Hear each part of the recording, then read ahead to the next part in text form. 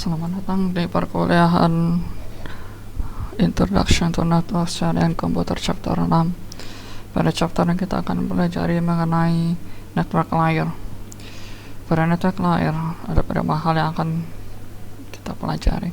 Yang pertama adalah pengalamatan dan proses yang terjadi pada network layer sehingga memungkinkan transport layer untuk meneruskan paket yang dimilikinya ke network.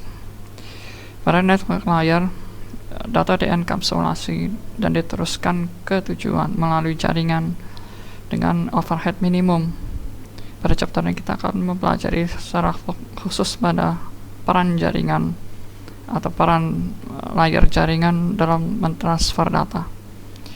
Kita akan mempelajari bagaimana membagi network menjadi beberapa host untuk memanage flow dari data paket dalam jaringan.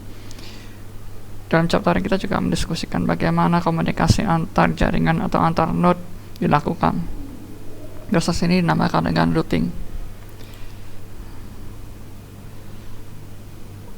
Untuk menambah pengetahuan dan pemahaman sebelum kita memasuki chapter 6 ini, Anda bisa mengerjakan class activity.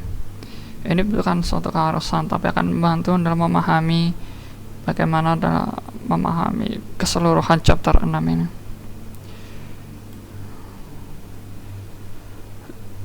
Dalam class activity ini ada beberapa hal yang akan dilakukan. Pertama, kita akan mendiskusikan mengenai peta jaringan. Di sini kita memiliki ada satu jaringan, kemudian ada beberapa jalur paket. Kita bisa melihat bahwa ada beberapa metode yang digunakan untuk transfer paket atau beberapa rute.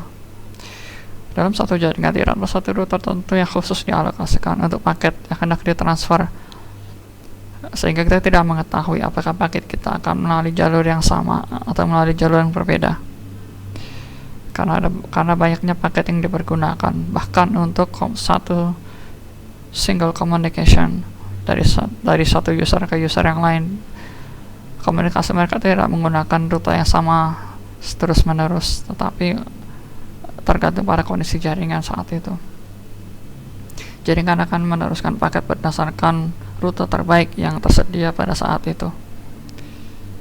Ada 4 proses yang terjadi pada network layer. Pertama adalah pengalamatan end devices, enkapsulasi, kemudian routing, dan terakhir adalah dekapsulasi. Setelah mengerjakan kelas activity ini, Anda diharapkan bisa menjawab 4 pertanyaan. Pertama, apakah signifikan jika kita menentukan rute terlebih dahulu sebelum kita mengirimkan paket, atau lebih signifikan jika kita diarahkan pada persimpangan terdekat? Mana yang lebih efektif? Kemudian yang kedua adalah apakah lebih bermanfaat jika kita mendapatkan alamat yang spesifik daripada sekedar namanya saja atau secara generik? Apa yang terjadi pada seorang jika kita menanyakan arah sementara dia tidak mengetahui jalan yang kita tuju, atau kita diarahkan pada jalan yang salah? Yang ketiga, asumsikan kita berjalan pulang. Jika kita memilih untuk bertanya pada penduduk, pada orang lain tentang arah, apakah ada jaminan jika kita ditunjukkan pada arah yang benar? Yang terakhir, bagaimana kita bisa menjelaskan atau apakah penting untuk menjelaskan dari mana kita menuju ketika kita bertanya tentang arah? Apakah itu penting untuk ditanyakan atau tidak?